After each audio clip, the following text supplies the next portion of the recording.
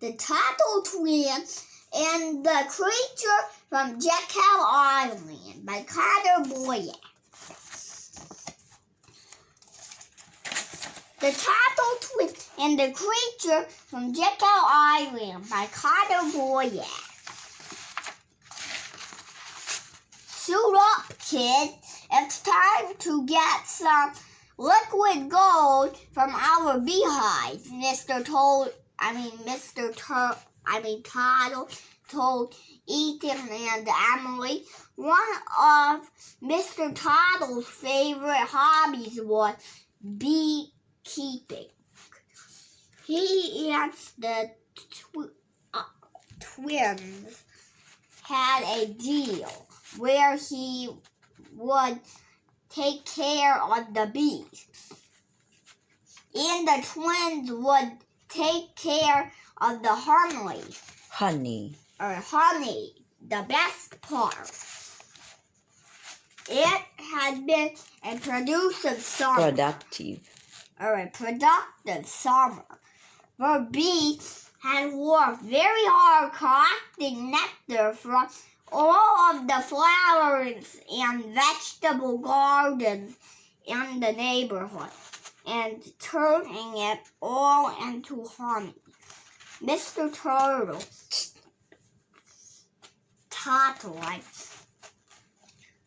opened the first hive and blew some smoke inside to make sure the bees stayed calm.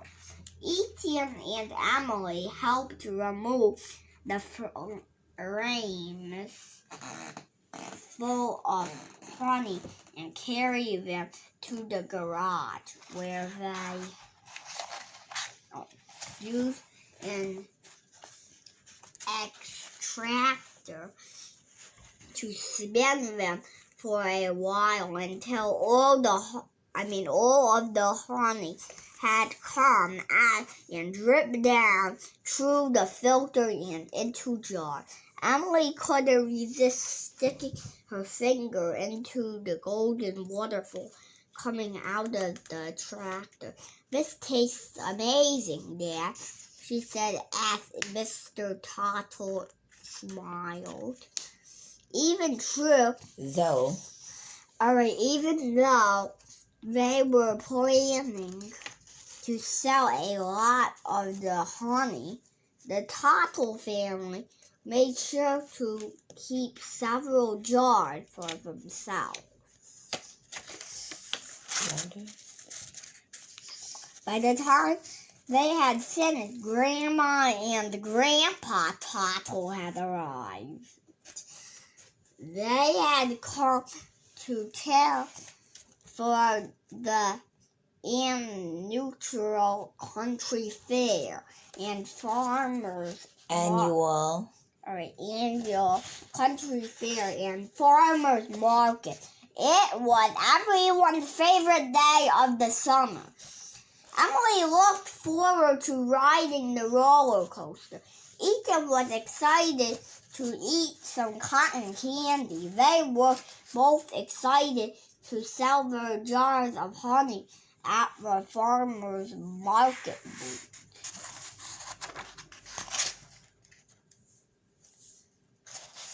Later that day, Grandma and Grandpa Tuttle surprised the twins with a trip to the movies. Ethan had been begging to see the latest superhero movie at the new theater that showed movies in 3D and had seats that vibrated to make the movie feel more real.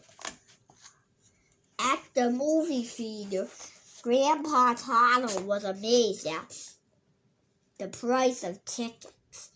"I paid 50 cents for a movie ticket Why are you whispering? When I was your age, and now it costs over 20 times that much," he said. Can we get some popcorn, asked Ethan, and something to drink, asked Emily. You bet, Grandma Tuttle replied. The cash register rang up at $10. My heavens, why does everything cost so much these days? She asked Grandpa Tuttle. I know. Everything's so expensive. Yeah, same as today. Everything's expensive because of Biden.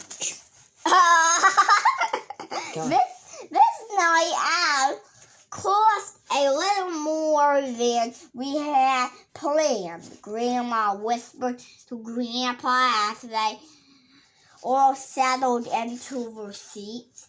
It's because of that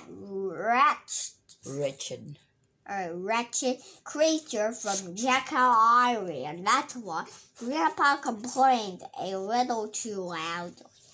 The twin overheard Grandpa. Emily was about to ask what he meant when Ethan suddenly let out a loud shout. His popcorn launched into the air, spilling into Emily's lap.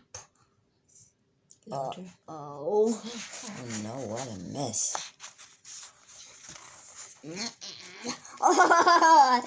As Emily looked to see what had startled Ethan, her seat vibrated as she let out a scream of her own.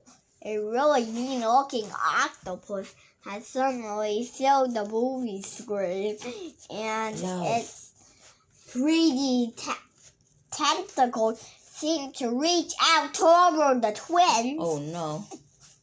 It was only a preview for another movie, and soon the movie began, but Ethan and Emily couldn't forget how startled they were. That is scary. I would be startled too. I would be startled. All those tentacles. I would like to punch them in the face. Mom, the movie was awesome, Ethan told her.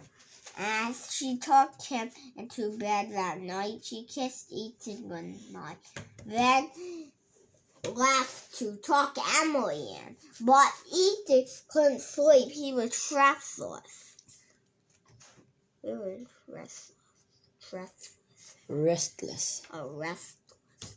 Still seeing that scary octopus from the movie theater in his mind. He could hear his dad and Grandpa Tuttle talking downstairs in the dining room.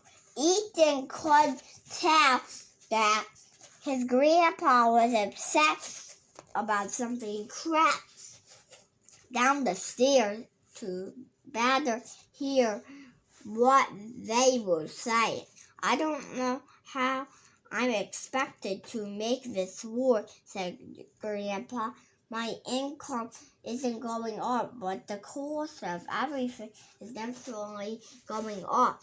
I've worked hard all my life, and now my savings have been stolen.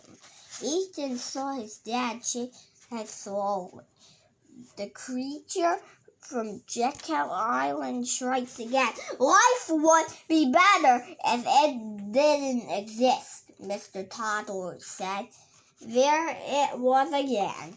That was the second time Ethan had heard about this creature in just one day. But what was it? Why was a creature taking Grandpa's money? Wake up, Emily, whispered Ethan into his sister's ear as he shook her. What is it? Emily shuddered as he came out of a deep sleep. What's wrong? Remember how Grandpa complained about a creature from Jekyll Island when we were at the movies, Ethan said. Emily nodded. Well, Dad knows about it too. He just talked about it downstairs. What do you think it is? Well, what have they said about it? Asked Emily after a big yawn. Grandpa said that the creature is the reason why things cost more than they used to. And just now, he was talking about his savings being stolen. And Dad blamed it on the creature. Ethan added, what kind of creature needs money? Let's worry about it in the morning, replied Emily. I need to sleep, so I have lots of energy for the roller coaster ride.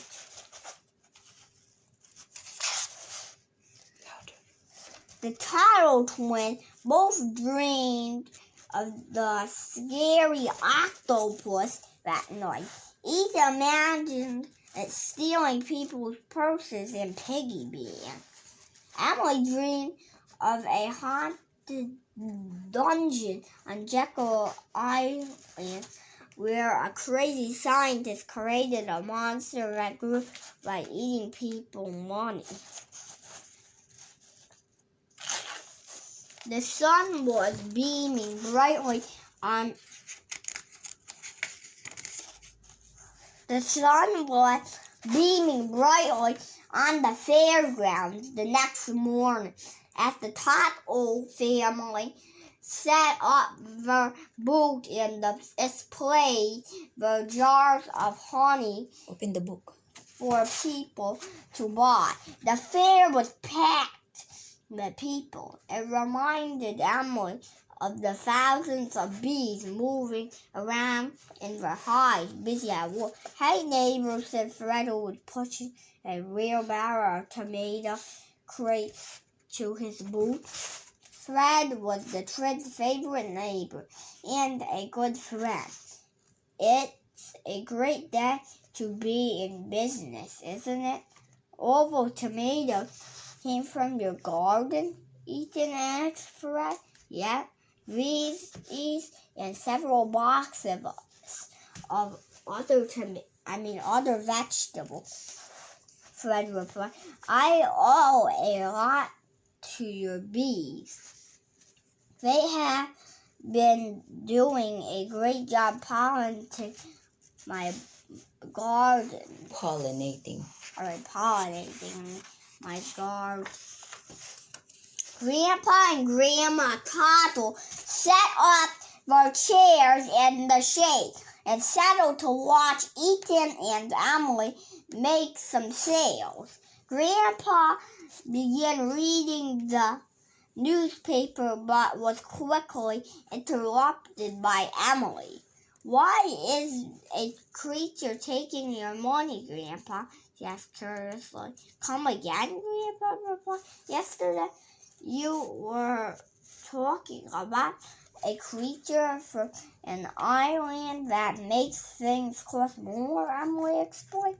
And last night, Ethan heard Dad talk about the creature when you said that your savings was being stolen. Here we go, said Grandma quietly chuckling to herself. You two better sit down for it, she said to the twins, while winking at Grandpa Tuttle. Where to begin? Said Grandpa, rubbing his hands together slowly. Here's a question. Why are you selling honey today?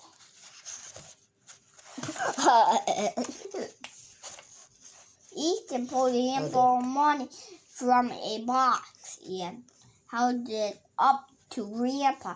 Because we want more of this, he said excitedly. And why do you want money? He asked, looking at Emily. You can't eat it or play with it, so I can ride on the roller coaster, she replied, pointing to the sky right across the field and get some cotton candy, Ethan added. That money you have is called a medium of exchange. It's something that we can use to trade with somebody for things we want. And they can't use it to get the things they want, Grandpa explained. But do you need to use money? He asked. How else would we buy things? Ethan replied. Why don't you try to trade some money for some honey for roller coaster tickets? Mrs. Tuttle suggested, offering to watch the booth for them. Great idea, said Grandpa. That's what we call bartering. Bartering. All right, bartering. Come on. Come on. All right, come on. Let's go at. That's a shortened word for come on. Simon. Hi there, Grandpa said to the woman at the ticket counter. We're wondering if we can barter our honey for a few roller coaster tickets. I love honey, the woman said, but I'm sorry, we can't accept that. Accept it as payment. Why didn't that work? Ethan asked as they walked back to the booth. She even said that she loved honey. Why couldn't she trade with us? Well, imagine if everyone tried to barter for tickets, replied Grandpa. How would a barber take his family on a ride and the roller coaster worker happened to be bored? Or what if a car salesman tried to trade a card for tickets? Well, a card probably worth thousands of tickets. There's no way he could use that many, Emily said. And even if some of the roller coaster workers wanted a new car, how would they divide it up between themselves? Grandpa added. I love that energy. But when we use money, Grandpa continued, we don't have to worry about finding somebody else who wants to barter with us. It makes trading a whole lot easier for everyone. Okay, I understand that, Emily said, but what about the creature? What does it have to do with all of that? One of the sneaky things the creature does is make prices go up, Grandpa explained. Like your grandma said yesterday, things cost much more or today than when we were your age. And it's the creature for. Imagine if the creature could sneak into the fairground and change the cost of a ticket, he added. Right now, it's $1 for a ticket. But what if the creature made each ticket $2? Ethan imagined the scary octopus slithering through the fairgrounds late at night, holding markers in its tentacles and writing new prices on everything. This is a smart octopus. What's He's that? changing all the prices for profit for himself. Yeah, that's like free. That's two. That would be awful, Ethan said. We'd have to sell way more honey to earn more money. But I don't get it. How can a creature raise prices or steal your money? Grandpa waited to answer while the twins sold a jar of honey to a customer for $3. The creature isn't an actual creature, Grandpa explained. I just call it that because it kind of acts like one. It does bad things and it usually works in secret, so nobody knows what is happening. The creature is really a group of powerful people. Some of the government who control the wars and others who are bankers who control money.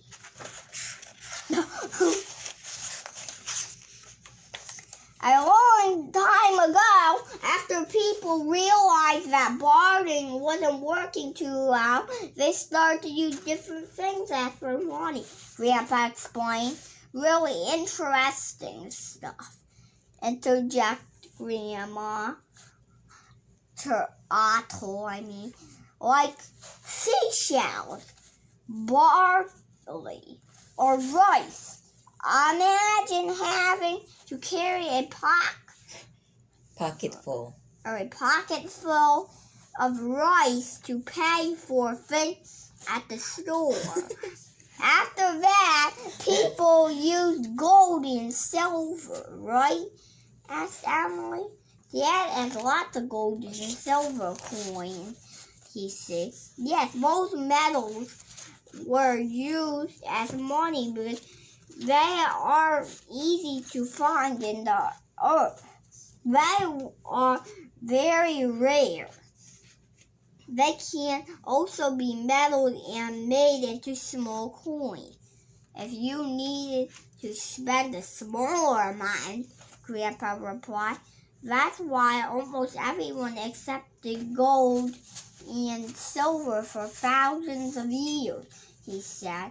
Both coins are a great medium of exchange, but over time, bad people began acting like a sneaky creature, stealing some of the metal.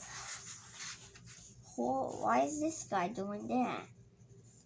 They're trying to shave off some of the coins so they can make it more for themselves. Yeah, and they're stealing. And him too. Oh, he's stealing, isn't he? Yeah, they're shaving the coins, the golden. But these guys are bartering. The metal. This is bartering, like changing, like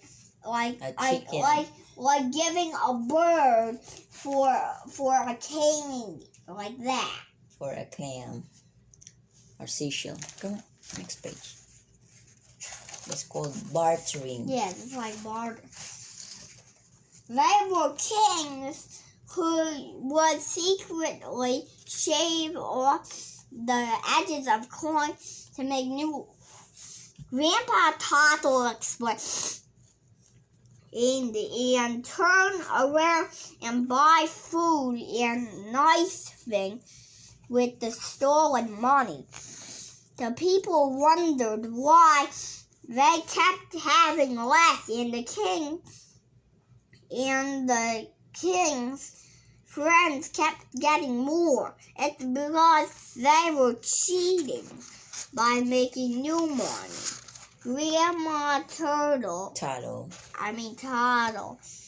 found a quarter and showed it to the twins. Eventually, people noticed when the coins started to shrink.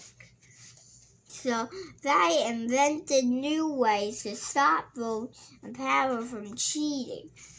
See these ridges? Jack and metal was shaved of the coin, and riddage wouldn't be there, so people would know if some of it, of the metal had been taken.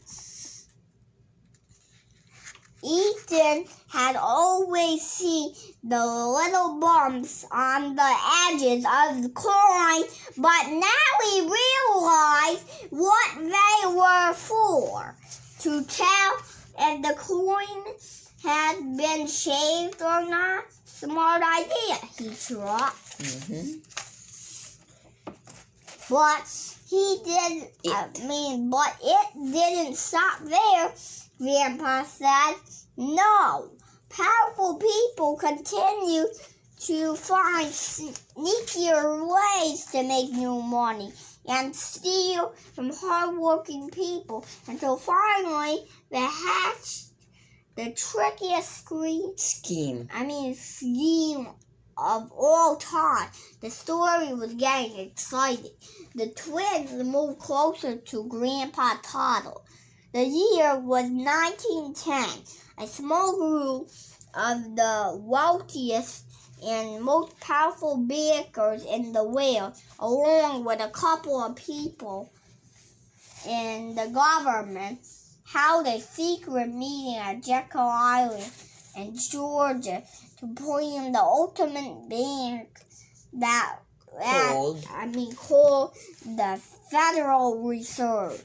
This bank this creature had one main power and a very sinister one. The power to actually make unlimited amounts of new money. That would be awesome, shouted Ethan. If I could make all the money I wanted, I'd be the richest person in the world. That might be good for you, replied Mrs. Tuttle, but let me teach you why it's a bad thing for everyone else.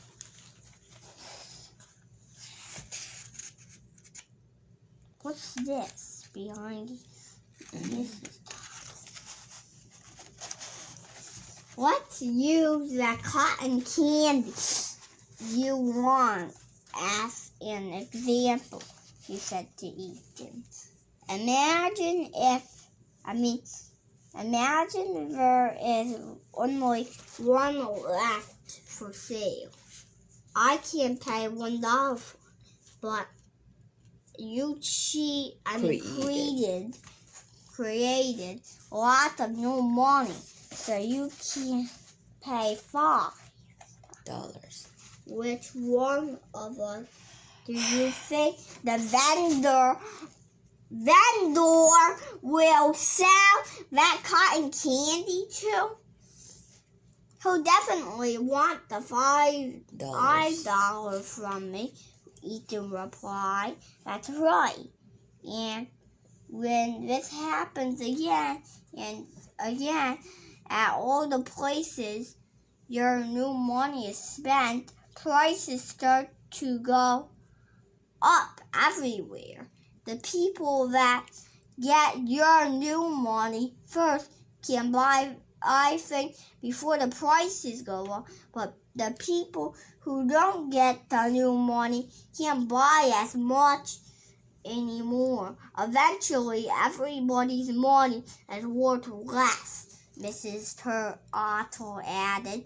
This is called inflation. Well, then I have to make even more new money, Ethan said jokingly. You're a sneaky one, aren't you? Grandma Tuttle said playfully. This is them. It's like $6 used to be, now $10. $3 now $8. $1 now $5. Yep. Now, the more you want it, the more they increase the price. Now it's not $5, now it's $12. Now he's mad. Ethan's mad. Yeah, because now that's his two, money and worth now- nothing. and He now- can't afford it. And now that's $2, but he made $7. So he wanted to pay. He only had $2, so he could pay for it. And now it's $7. I know. Used to be. Now he can't afford it anymore. And this is what we're like thinking. Grandpa, they took his money. Yeah, captured they grabbed them by his foot. Come on, they can't get away. That's why I mentioned the creature last night when Grandpa said his savings was being stolen. Mr. Tuttle said, Grandpa is retired and he's not earning new money. So the money he had saved up is becoming worth less every time the Federal Reserve makes new money. Emily imagined the creature grabbing poor Grandpa and turning him upside down, shaking out of his pockets. Shaking out all his money in his pockets, his piggy banks, and his wallet. Yeah. Poor Grandpa. His savings worth nothing. Yeah.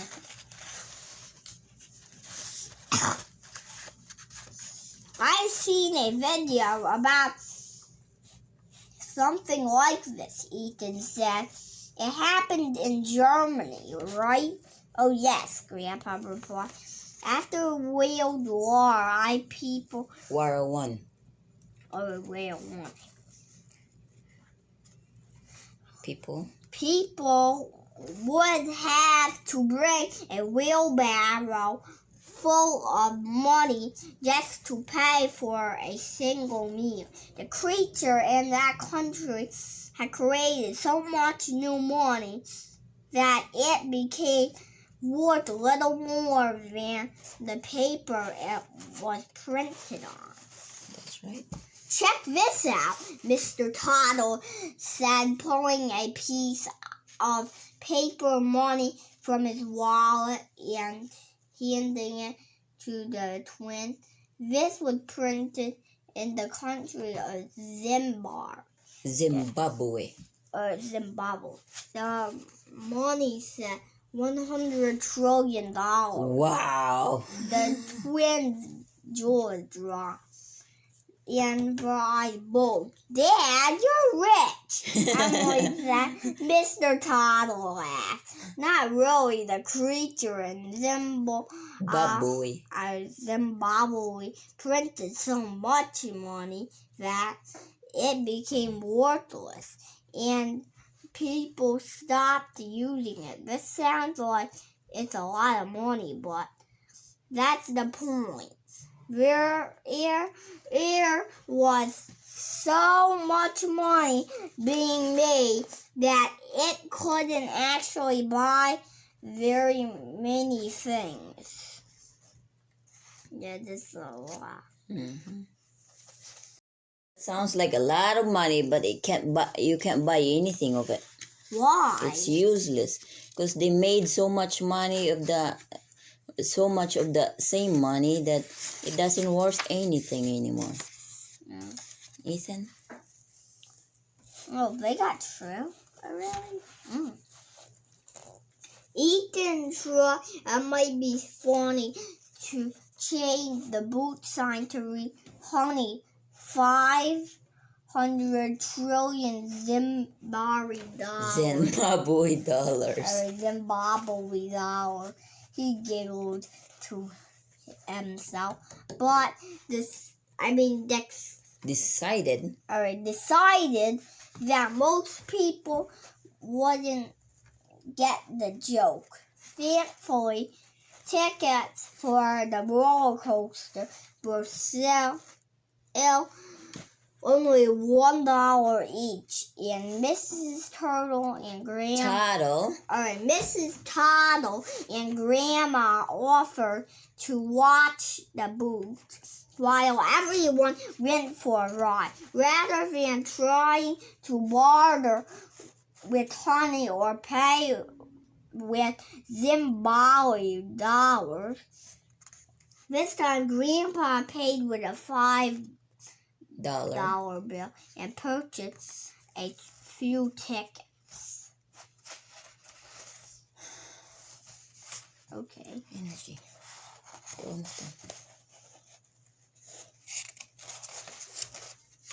Making new money isn't even the worst. Mr. Tuttle started as they got in line. The bankers who met at Jekyll Island had friends in the government who helped pass laws that forced everyone to use the new money from the Federal Reserve. When government makes everyone use a certain kind of money for trade, it's called fiat currency. A fiat currency. Everyone needs a medium of exchange to buy things. Having to use the creature's fiat currency gives the creature control over people and can even trick people into buying things they normally wouldn't buy. Mr. Tuttle added. Emily was doubtful. How can you trick people into buying something? She asked. There's a magician making all the people try to grab the money. Yeah, and we're trying to take the money back, but we're flying now. The Federal Reserve can make the prices go up and down by adding or taking away how much money for it. Grandpa explained. Today, you're selling your honey for $3 a jar, he added. If the creature said it would make the price go down to 50 cents tomorrow, would people buy your honey today or wait? They would definitely wait to get a better deal tomorrow, Emily answered. Ethan's eyes lit up as he and the family buckled themselves into the roller coaster. Or what if the creature was going to make our honey cost $10 tomorrow? Everyone would be rushing to buy it for $3 today before the price went up. Exactly right, shouted Grandpa as they were flung into the air. Them riding there.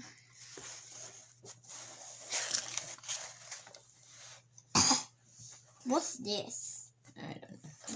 That sounds like what happened to our neighbor, said Mr. Tuttle at the end of the ride. A few years ago, the Federal Reserve made the price of homes go down.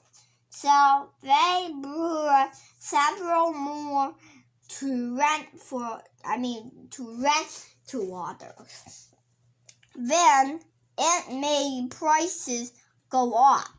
So people who needed to sell their homes couldn't find any buyers. They ended up losing all the homes they had, including their own. Now you see why the creature is so dangerous, added Grandpa. A lot of people had suffered around the world because it controls fiat currency and causes inflation. Yep. If you watch the TV, you'll hear today a lot about inflation. After they returned to the family's booth, Ethan began doodling on some paper and began drawing a rich man wearing an octopus costume. Suddenly, the creature didn't seem so scary anymore.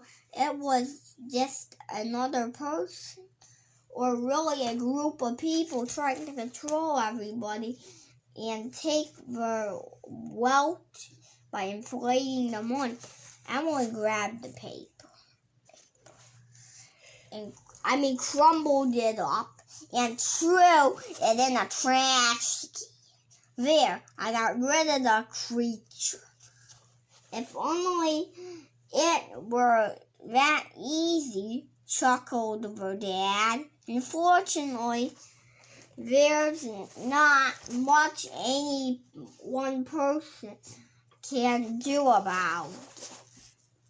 The only way to beat the creature is to teach more people about it and get the government to change the laws that require us to use the creature's fiat currency. If people could choose what money to use, the creature would lose a lot of its power, concluded Grandpa Tuttle. And just like some smart people figured out how to put ridges in coins out of their dad, smart people today are figuring out how to trade without the creature being able to control them using the things like gold and silver products, garden coops, online bartering, and digital currency such as Bitcoin. Oh, that's what Dad has in the in the Robin Hood.